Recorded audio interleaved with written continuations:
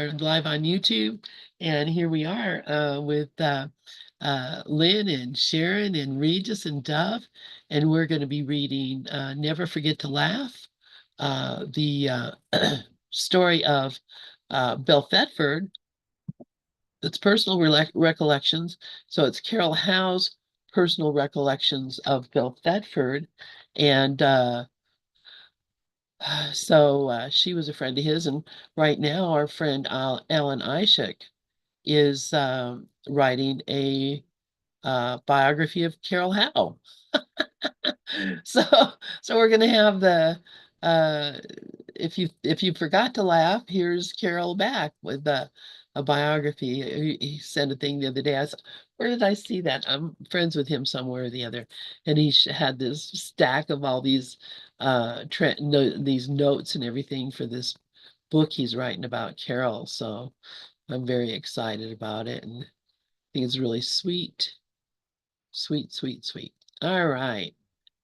So, excuse me. I'm going to go back a little bit.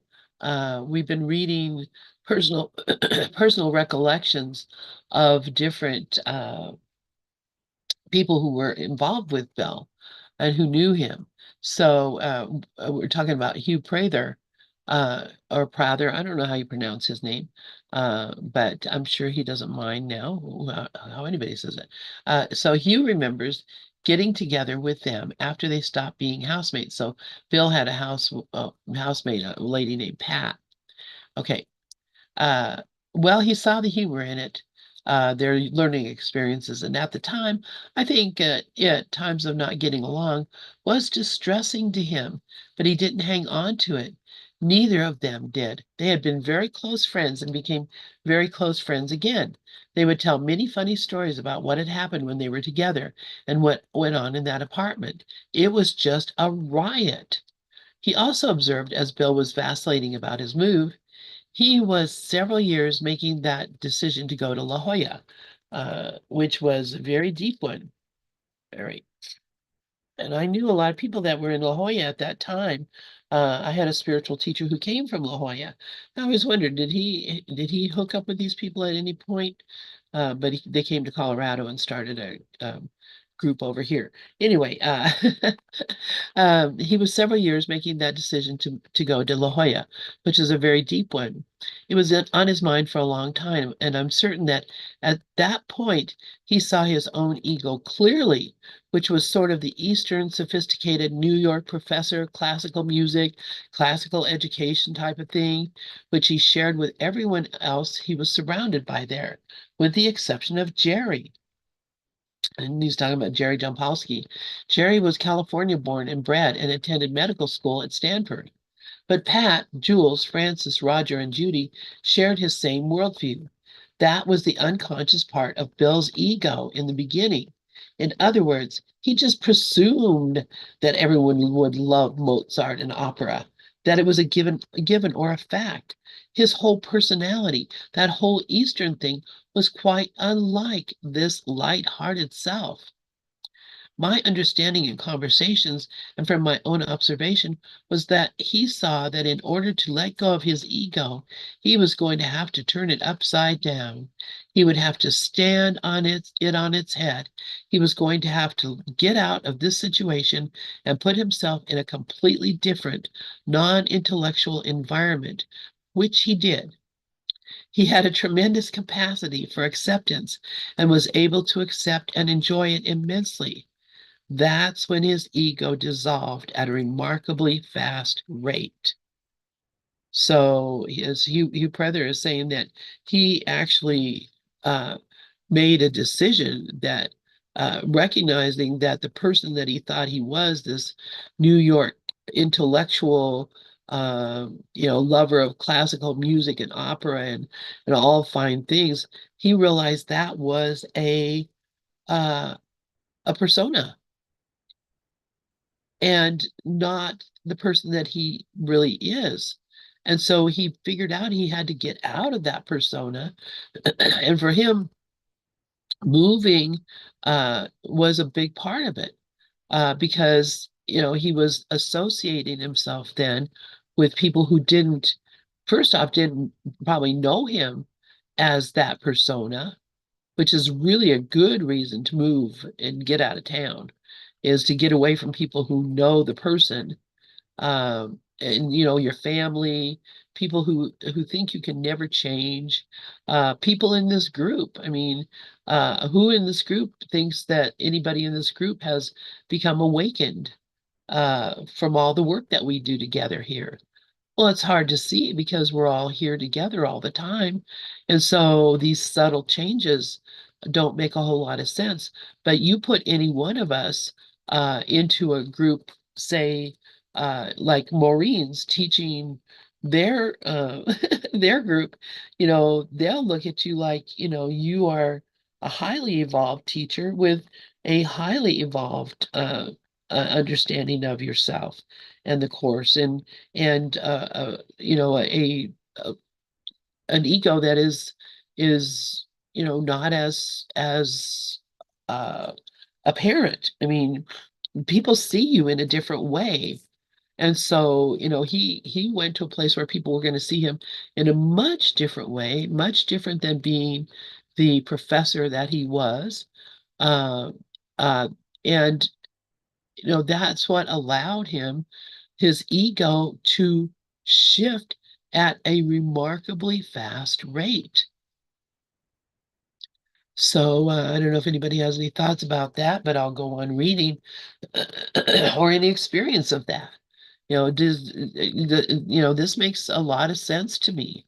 I mean, even Jesus said, uh, somebody in the Bible said that you can't be um, what is it, in your own town, a prophet in your own town, because in your own town people just look at you and say, oh, that's just Jesus, he works over there with his dad. I don't know why you're thinking he's so great.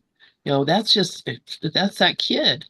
But you get out of Jerusalem, or get out of uh, uh, where was he from? I can't even think. Nazareth. Get out of there and go to someplace else, and people will start following you like you're evolved. So go ahead, Sharon. I was thinking tonight we could do the Dietrich thing because everybody loved it so much. And I could call people if you want. I mean, if you're ready for that. I don't know what you have scheduled tonight. I don't think I have anything scheduled tonight. We You could think that's definitely going to do that. be hard to do? Like we could show them what it's like. I have to send it to you now. Let me just send it to you, What Dietrich. I could just play. I have another video of Diedrich talking about all of it and Yeah, how. but I'm going to give you right now. I'm going to give you the thing that you can look up because that was like I had unemployment money that I had gotten, not unemployment, COVID money because I was working. So I Uh-huh. had enough, so I bought Dietrich's program, and so I want you to use it. So I'm going to get, and anyone can use it. I'm just going to give you my the thing that you typed in. He's not going to care, believe me. Oh no. I don't think so. It's paid for. It's not like if you had a book in your library and you handed it to me, is the author going to say, you didn't pay for that book? Oh no. But she did. Anyway, all right, so I'm going to continue reading. So Gail Prather additionally noted he did agonize over that decision to move to Southern California. I guess it was because basically he was really going to be saying goodbye to his past, because everybody, despite how he or she may or may not have felt about it, deferred to Bill as the patriarch. He was the head of the family, the paterfamilia, and I don't think he could shake that role as long as he was in Tiburon. So, and she's right. She's right. It got him out of a lot of that place where he had to do a lot of that thinking. Okay, so um, Bill's situation was transparent to everyone watching him. Many echoed Hugh and Gail's comments, recognizing the heavy intellectual emphasis in Tiburon, his attempts to escape it, and his inability to take his next step until he was out of that environment entirely. In his own way, he was dissociating himself from normal rules of behavior, of self, and other kinds of evaluation. He had told his stories long enough and had chosen not to pursue a more public or authoritative role with the course, nor a more conventional professional career. In terms of an outward focus, he had done what he had come to do. Also, Roger Walsh felt that part of the pull to La Jolla was to be with people, primarily the Lucketts, who solely devoted themselves to practicing A Course in Miracles. Although his Tiburon friends were all course students, they had divided loyalties, including careers, organizations, family responsibilities, or other worldly matters. The reasons he left. Does anybody want to read, starting with chapter 23?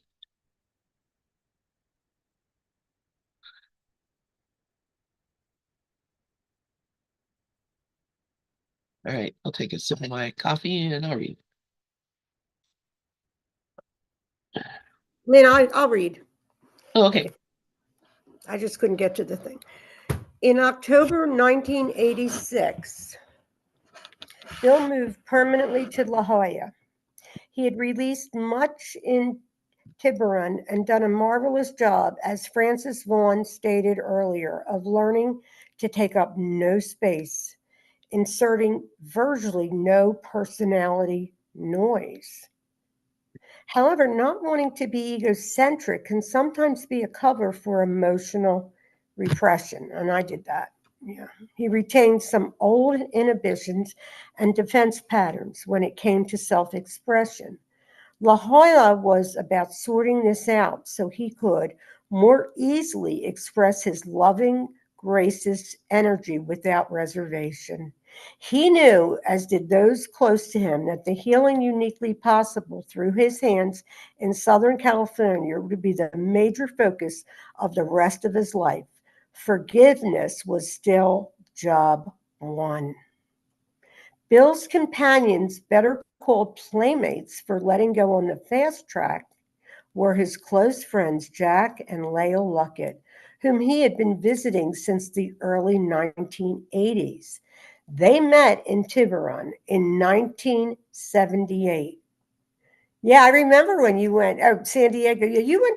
Dub went. I attended one of his San Diego ACM meetings with the Lucketts. Okay. Wow. Well, you've been in, took your son there. Is your son a course teacher? I mean, no, he didn't want to do it. Okay. So after a short while, the couple felt drawn to the San Diego area and relocated. The Lucketts served as Bill's gateway to the joyous part of himself because they were certifiably the most lighthearted of his companions. The label applied to them was wild and carefree. And almost literally arm in arm, the three of them traveled the last part of Bill's path together. How beautiful is that? Dove, do you want to say anything? No? Okay. You're Wild. muted, Dove. You're muted. Yes. Not only were they loose and wild, the meeting that I took Glenn to, he was only 20, 21 at the time, attending USC. Everybody was half naked. The women were, completely half naked. It was all held outdoors. Of course, in San Diego, that's wonderful. It's nice temperatures and all. So I was amazed. I mean, what? I mean, I was I was like 40. And Everybody's naked. I mean, that would be hard for me to do. I wouldn't do it. you didn't have to do it. The Right. women did it if they wanted to. I mean, there was no rules. Right. You have to take your clothes off. Well, listen, I'm either a body or I'm not a body. Think of it. Right. Yeah, I know. Seriously. I didn't hear you, Lynn. What? I said they took it very seriously. And yeah, I've heard, stories of people going to their house and, she's, topless, walking around and Exactly, topless. Right. And that worked Yeah. for her. I also want to say, like Tiburon is in Northern California, next to San Francisco, etc. People are, obviously their mind is in a lot of different places. You go to San Diego, everybody just relaxing. It's a whole different place. Even though it's all in California, they're 400. No, probably they're about 500 miles apart.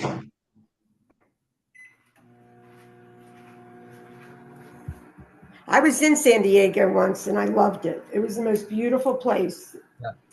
I had gone there for like a couple of days and said, but to move there would be ridiculous. It would be totally ridiculous to move there because it's expensive unless you have money. Yeah. Lots of it, because I did have money at the time, but not lots of it. If you're ever there, even for a vacation, go to La Jolla. That's the next town north of San Diego. That's a really lovely town just to relax in, beaches and all. La Jolla. Now, how expensive it is there, though? That's what I saw. Like it's like triple. I don't think that's there's a big naval base there in San Diego. I don't think San Diego is that more expensive than anywhere else. I really don't. Really? Because I wouldn't know. I mean, I just remember them telling me to live there. The real estate. It's kind of a blue collar town. I did not know that. Yeah. I mean, there's other areas between San Diego and LA in Orange County that are expensive. They're kind of more private gated communities and things like that. Dania, which is where my wife lived, my first wife. There are a lot of expensive places between San Diego and LA, but San Diego is a relaxed blue collar town. Very interesting.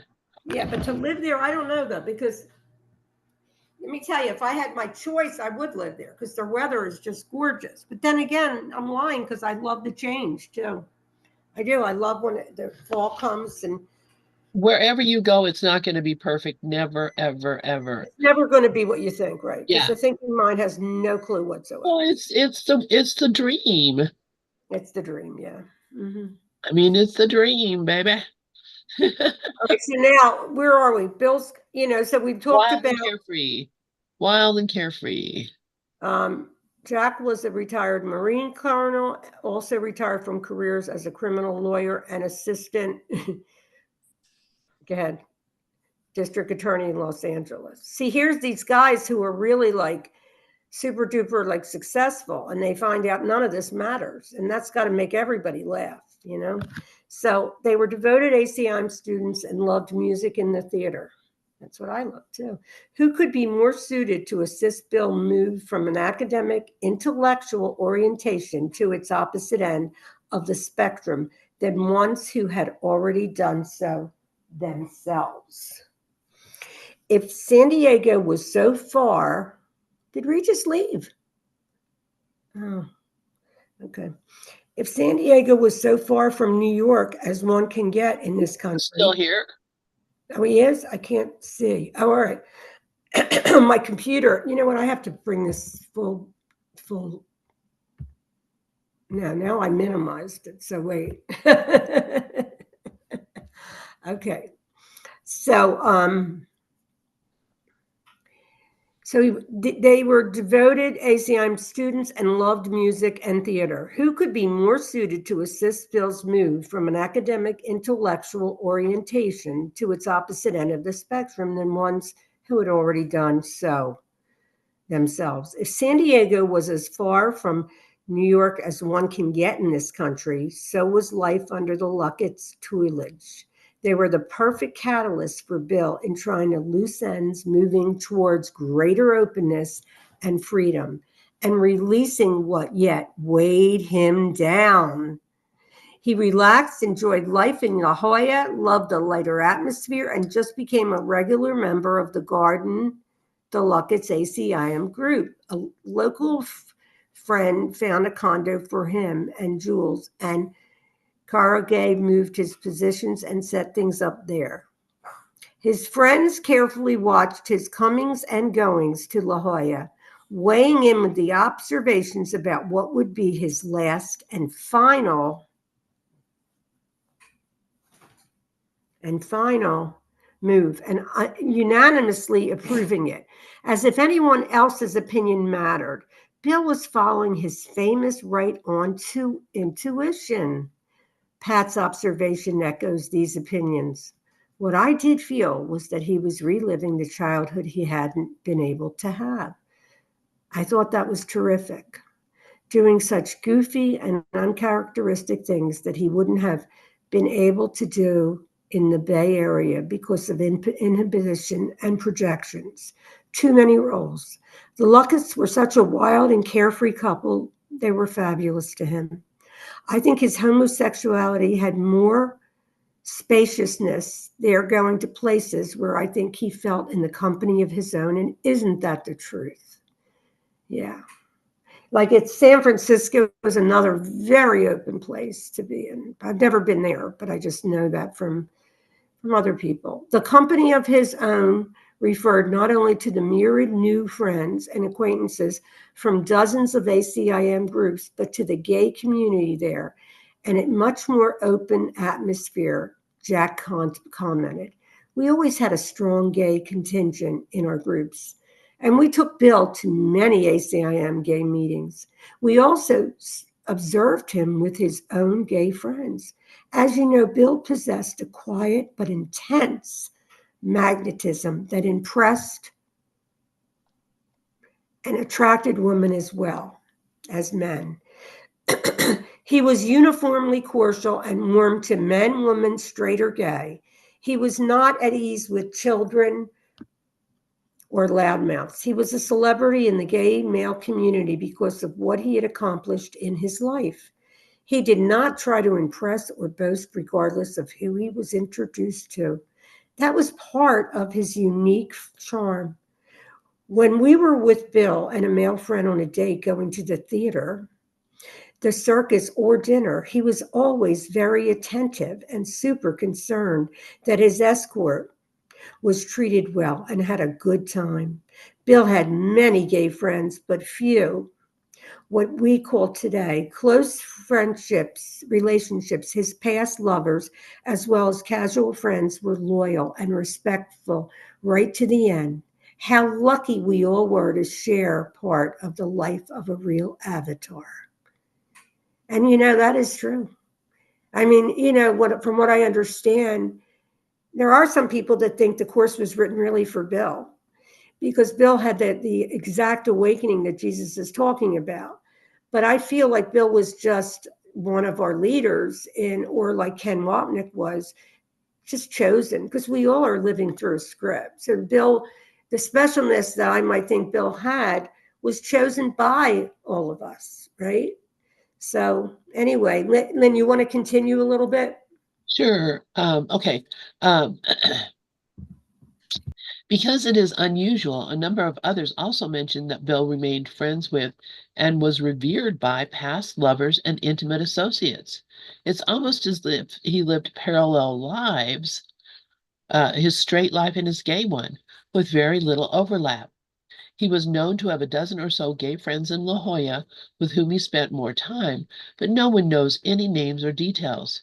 Judy remembers that he never hid his homosexuality from any of her family, nor from Helen's, but publicly was very discreet. Long before Bill moved to La Jolla permanently, he attended ACIM groups there, both the Luckets and several others. At first, Bill didn't actively share, but gradually he joined in. Even though he had been mostly an observer in many activities throughout his life, here he really started to play and participate, and he got such a kick out of it. Some members of the garden group were dancers, and they finally persuaded him to join in the dancing.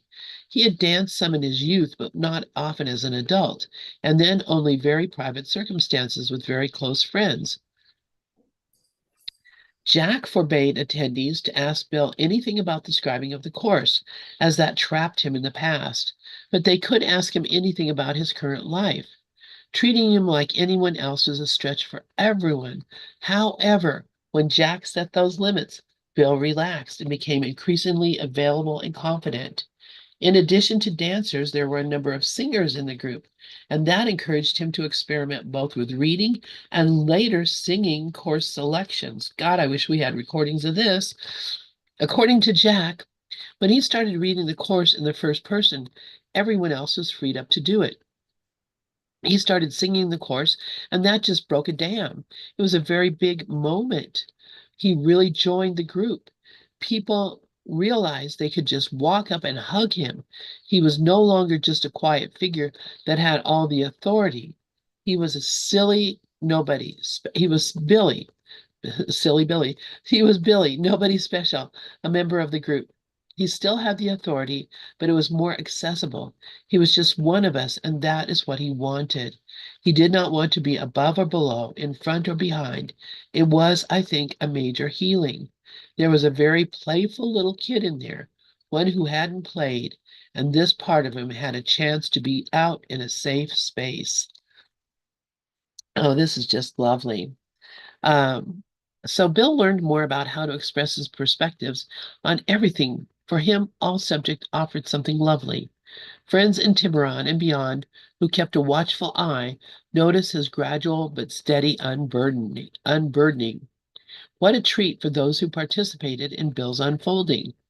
One garden participant, Jim Jeffries, remembers Bill's generosity, recounting that on one occasion, Bill unexpectedly pressed something into his hand as the meeting concluded and said, "The Holy Spirit directed me to give this to you." When he got in the car, he looked down and there was a $50 bill. From then on, Jim called him $50 Bill, delighting him with the pun. Sometimes disagreements arose about what a passage meant, and Bill would not join those debates. Jack remembers. So as a part of being pure love, which is really what he was, he did not feel that he had to tell other people how, because he knew they needed to do it on their own way and not rely on others. He never took on the teacher guru role, but was always supportive in a supportive role. He supported, come on, everyone, and he was never threatening. Never, never, never. Yeah, I can imagine. Never threatening, never, never, never. Let's see. One particular incident about Bill's giving advice, however, has literally traveled around the world. I have heard this story retold in a number of ways, and it has also returned to Jack and Lael in somewhat altered form. Here is the actual eyewitness account. All right, this is the true story. All right, here's the true story. No matter what anybody tells you, this is it. We had a friend, Wayne Germain, a very sweet person who moderated A Course in Miracle beginners group, maybe a half a dozen people at his home on Tuesday nights. Bill would go to that meeting, I think, to support Wayne, although oddly enough, there were many meetings he wouldn't touch with a 10-foot pole. He wouldn't moderate, wouldn't say a word. Wayne told Bill in a conversation away from the meeting and in a totally different context, "I don't know how to handle this situation. It's come up 2 or 3 times and it's baffling me." And in brackets, this incident occurred at one of the few meetings Bill had missed, in the brackets. Somebody will say something about the course, and then someone will say something that's the opposite, and then they will start arguing. And I'm not supposed to correct my brother. I don't want to have fights in my group, but I don't know how to handle these aggressive people who are arguing about the meaning of the course. Bill simply looked at him and said, Tell them to tear out the page. There is nothing in this world worth arguing over." So that's the real story. That's the way it is. Uh, I love that story. I love it.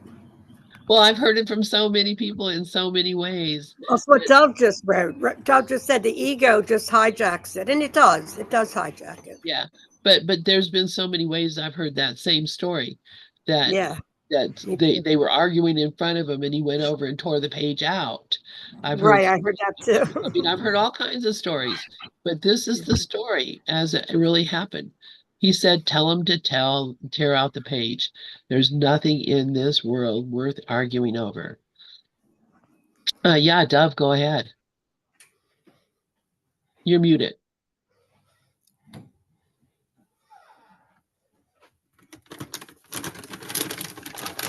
Okay, that's true that it appears here that that's the version. I heard two other versions. I won't tell the original by Marianne because I've told it so many times, but I'll tell you which one sounds even more reasonable.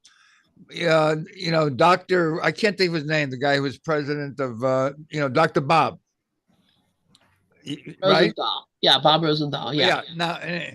Now Bob considered Bill his mentor, and the first time I heard Dr. Bob, I said, "Can I ask you a question?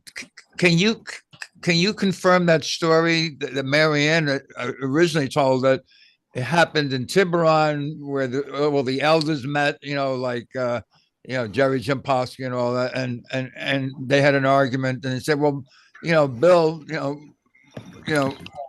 what are your thoughts about this? And he says he was very quiet, and then he said, I tear the page right up. So that's Marianne's version. Now there's this version, and then I heard Dr. Bob's version, and Dr. Bob's version goes like this. He says, "Yeah, I've heard the same story as you, Dov, but I'll tell you, knowing Bill and the way I know Bill, it probably was a little different than that." And Dr. Bob's version is, since Bill knew that everything that was said in almost every page and every paragraph is repeated on the next page and the next paragraph, he said, I tear that page right out because you'll read it again in the next page. So, That's brilliant, Dov. there are many choices on that story. Yeah, interesting. Well, I'll tell you, I'm going to believe this one here Okay. because it seems a lot more authoritative. And since Bob didn't notice it or wasn't there, the stories that I've heard was that he literally tore the page out, which would be it'd be like Jesus turning the tables over in the temple. I don't believe it. I don't believe Jesus would have done a thing like that. I don't believe that Bill would have done a thing like that. Don't see Bill as the ripping out of pages type of guy. Oh, But no. Not. I don't think any of the stories is that he ripped it out. He said, I'll tell you what I would do. I would rip this page right out of the book. But that was just a figure of speech. yeah, I've heard stories where he actually walked up and ripped the page out. So yeah, because people make up the story themselves, so they just tell whatever it is. So uh, yeah. We are Anyway, all addicted to drama. I mean, yeah, let's just be honest. exactly. So anyway, so this was this guy Wayne Germain who said this is what happened. I asked him, he said, I would just tell him, take out the page because there's nothing in this world worth arguing about. So I believe that. Okay, so continuing on. Okay, so quite a statement from a man who had argued with Helen so vehemently for so many years. Lael continued. We started laughing when this issue came up because we knew one of the guys provoking the argument. We didn't know the new person, but the other one was a regular in our group, a person who was extremely adamant about his position and how something had to be done. Bill and Jack and I knew him very well, and Bill was howling because he knew this guy would get into an argument with somebody instantly. This was after maybe 6 years of our facilitating meetings every day, so we knew how to cope with this, but it caught Wayne unaware. It was Wayne's sweetness to admit in the first place that he just couldn't cope with the argument, and Bill's answer was absolutely priceless. It came out so quickly with no forethought whatsoever. So, okay, so Carol continues. This story has captured people's imagination as this King Solomon type wisdom was so typical of Bill. His message was to follow the course. Don't put it on a pedestal and don't deify it, or make it a holy text. He did not rigidly worship the literal meaning of A Course in Miracles, although he understood it profoundly. Speaking of the worshiping issue, Jack recalls a time when a short person used the text for a footstool, and I believe that was Judy Scutch. who I heard this story just yesterday, that Judy Sketch was at a conference, and because she was so short, she couldn't reach the microphone. So she stacked up, she had several copies of the course, and she stacked them up and she stood on them, and people lost their minds because they thought it was a sacrilege. So that's the story that I heard. And I think, who did I hear it from? Did I read it in Absence from Felicity? I don't know where I read it or heard it, but somebody just recently, I just heard it. So, um, so a short person used the text for a footstool. Some visiting students of another A Course in Miracles teacher were distressed at what they considered a lack of respect for the sacred book. All teachers have their own style, which is perfect for their students. But the style in La Jolla's garden group was definitely not to worship the course, but to steadily practice its teachings. Let's see, okay. A rumor circulated during Bill's early time in La Jolla that reinforced the Luckett's wild and carefree reputation. It held that he attended nude Course in Miracles meetings at their home. Yes, he did. This was an exaggeration, as they were never nude meetings in the garden groups, so named because they took place in the enclosed back patio of the Luckett's Beach cottage, which is made of concrete and often very warm.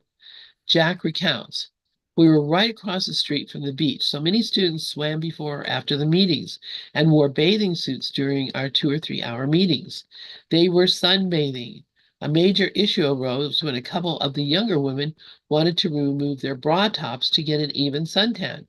Older members objected because it would be undignified. I stopped the action. We held hands in a circle, asking the Holy Spirit to guide us, and after 15 minutes of meditation, addressed the issue specifically in Course in Miracles terms. We had a great discussion covering ego, judgment, fear, true vision, equal treatment of both sexes, and our true nature. At the end of that discussion, a young lady said, if I am not a body, I am free, one of the workbook lessons. What can a mere strip of cloth mean to me? We then took a vote and decided that if in the privacy of our meetings, any woman wished to be topless like the men, she could, but it was not required. This went on for a while. Some did, some didn't. It actually wasn't a big deal. So there you go. Topless women at the Course in Miracles group. And I'm sure nobody, maybe people did lose their shit about it. I don't know. But it seems logical and likely to me.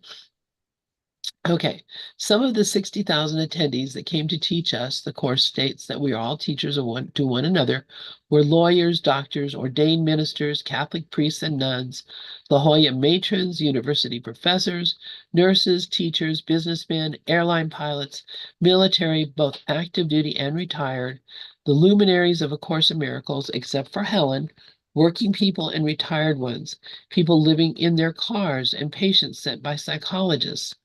Out of this stimulating mix, no one ever questioned the early days practice of some girls going topless. In the 2,160 consecutive meetings with thousands of participants, not allowing smoking was a much larger issue.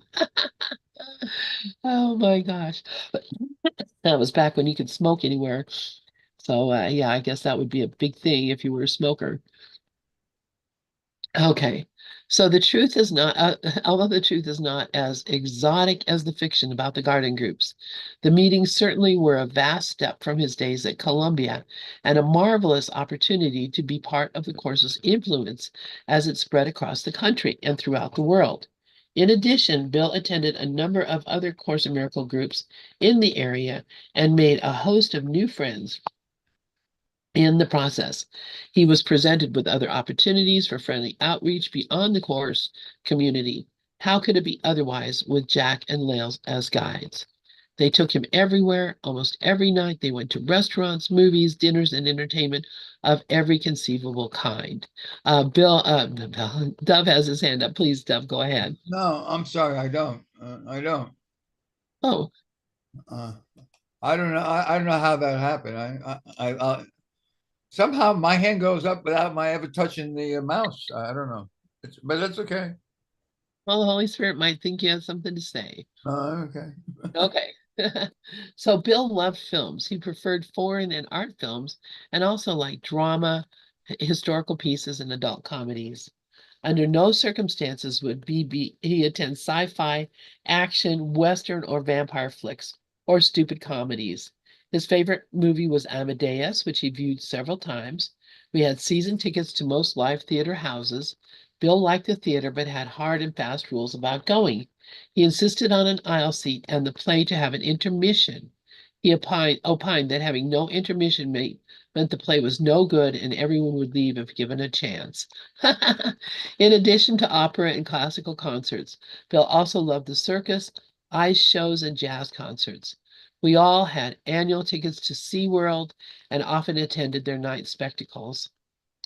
As you know, Bill was very well read. During our time together, he read the New York Times front to back, but he was done with his book and magazine reading. We lived very close to the La Jolla Library. Lael and I always had books out and had several excellent bookstores nearby, but Bill wasn't interested. He read the course daily, usually with me, and that was it. Uh, so I cannot read anymore. My voice is going on me. So if someone would like to read for a while, we have Oh, about, okay, good. Thank you. 6 more minutes. So okay. Uh, um, where do I start? Just they point out. soon realized. Okay, very good. They soon realized that Bill was not used to interacting with others in a restaurant despite all of his years of eating out. Regarding food preferences, Bill would eat anything, no special diets for him. His colleagues at Columbia said he routinely ordered cake and ice cream for lunch.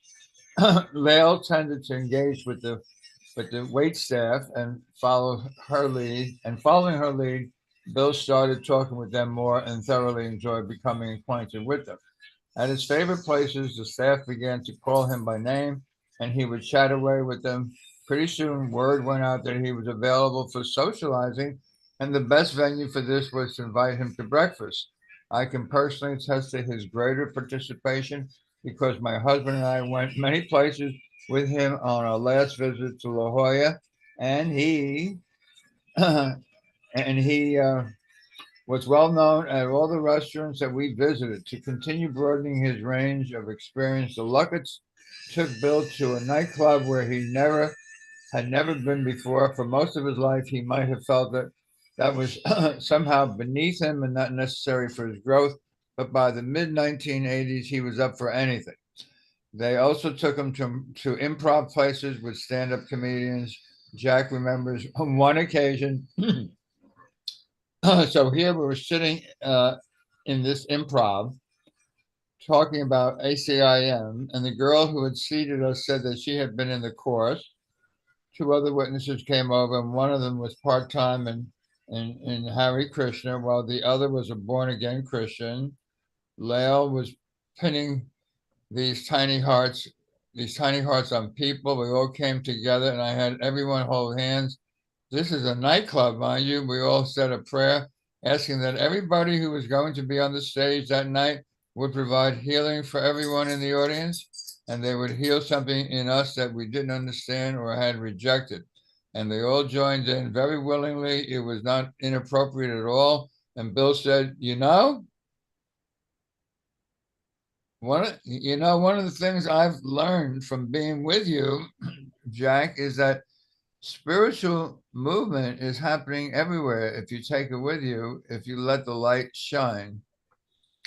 And they also took a late night version of the Rocky Horror Picture Show where devotees come dressed as the characters, knowing the lines. They stood down in front acting out the parts, and the entire audience spoke the words as the movie unfolded. Uh, that's a very famous Rocky Horror Show, which was repeated all over the country in almost every theater at midnight. Some might call the diehard participants outcasts, certainly not the kind of folks Bill would have encountered in a sophisticated New York or Northern California worlds, but here was a place where they could fully join and participate. Bill was fascinated remember, Bill was fascinated. Remember, he was unused to participating, and they all said they all felt like 15 again. Bill just laughs and laughs, having one of the best times of his life, Jack observed. He had a marvelously developed sense of humor and the quality I'm certain of all masters and a quality I'm certain all masters have of not being pretentious and of being able to see the beauty in all forms of life. He could see the kids joining. He could see them in costume, letting the other sides of themselves come out. He could see all of us laughing together at the silliness of the whole thing. He caught it. He caught it. 3-word sentence. He caught it. Some people are full of religiosity and they fully approve of everything that seems to fall within their scope of standards, but are certain that anything that falls outside that scope has some evil attached to it. That was not Bill's way. Wow, that's great. I mean, it's seeing all things as light rather than differences. That's obviously Holy Spirit seeing as Holy Spirit sees. That was not Bill's way. His way was to be like Jesus. As I understand Jesus, he saw the beauty in all aspects of humanity. Great. Another sign of his freedom was when we went to see an ACIM gardener, a participant in the ACIM garden group. So they call the people that met during course meetings, they called them the garden group because he was always in the garden. In a homegrown play. It turned out to be held in the back room of a biker bar with the toughest looking guys you can imagine. Billy just walked through smiling and waving to everyone as if this was his usual routine. I can just imagine. Also, around Bill's birthday in 1988, a handsome young sailor came to the garden. They struck up an instant relationship, one so close that Billy actually acceded to driving up to Los Angeles with this guy in his red Jeep just for lunch. Can you imagine him so loose? This was a big deal. He wanted everyone to see him riding around in a Jeep. Are we at the half hour? Yes, at the half hour. So, yep, that's it. Okay, great. Hi, Karen. Thank you so much, Dove, and thank you everyone for being here. This has been a lot of fun and a great morning. I know I can't put a bookmark there. I don't even know why I'm trying. I just want to make one point. He went from a Sure. very uptight New York environment to a little less uptight in San Francisco environment, and then in La Jolla, he totally let loose and became all of his natural self. That's what I get out of it. I love it. Yep, absolutely. But he had to move, and get away from everyone who had opinions and thoughts about him and go and be himself.